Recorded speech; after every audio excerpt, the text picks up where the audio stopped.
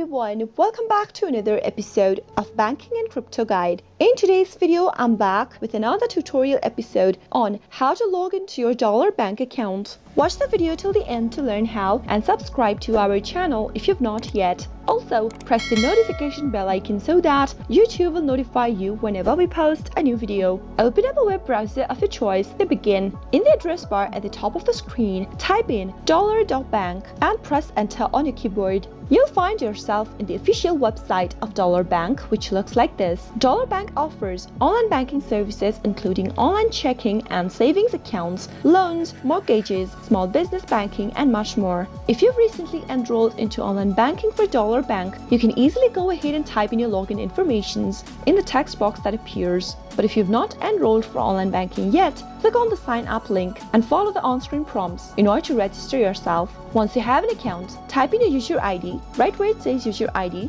into the login portal. After you do so, head over to the password field and type in your password correct. In case you don't remember your password, click on the forgot password link and follow the on-screen prompts in order to look for a new password.